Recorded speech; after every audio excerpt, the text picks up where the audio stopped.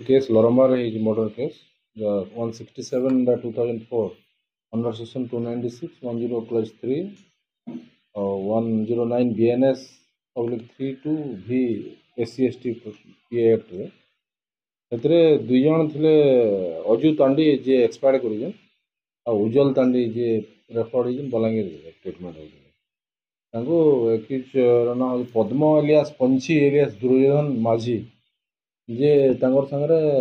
30 ତାରିଖରେ ସନ୍ଧ୍ୟାରେ ଗୋଟେ ମହିମା ଟେଲର ଅଛି ଘଷିଆନରେ ସେ ସାମ୍ନାରେ ତାଙ୍କର ଭିତରେ ଗୋଟେ ବାଗପତନଟା ହେଲା ଗୋଟେ ଆଗରୁ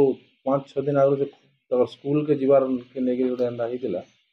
ସେ ସଂକ୍ରାନ୍ତରେ ସେମାନେ ଗୋଟେ ବଚସା ହେଲା ତାଙ୍କର ଭିତରେ ଆଉ ରାଗି ଯାଇକିରି ଦୁର୍ଯ୍ୟୋଧନ ତାଣ୍ଡି ମହିମା ଟେଲର ଗୋଟେ ହେନୁ କଇଁଚିଟା ଆଣିକିରି ପ୍ରଥମେ ଉଜ୍ଜଳ ତାଣ୍ଡିକୁ ତାଙ୍କର ମୁଣ୍ଡରେ ଭୁଷିଥିଲେ ଆଉ ସେଟାକୁ ଛଡ଼ାବାର ଲାଗି ଯାଇକିରି ଅଜୁ ତାଣ୍ଡି ଯେତେବେଳେ ଛଡ଼ାଲେ ସେ ଉତ୍କ୍ଷିପ୍ତ ହେଇକିରି ଦୁର୍ଯ୍ୟୋଧନ ମାଝୀ ତାଙ୍କୁ ତାଙ୍କର ଛାତିରେ ଭୁଷି ଦେବାର ଦ୍ୱାରା ପ୍ରଫ୍ୟୁଜ୍ ବ୍ଲିଡ଼ିଂ ହେଇଥିଲା ଆଉ ସେ ଡାକ୍ତରଖାନାକୁ ନେଲା ପରେ ତାଙ୍କୁ ମୃତ ଘୋଷଣା କରାଗଲା ଆଉ ଆମେ ତାଙ୍କୁ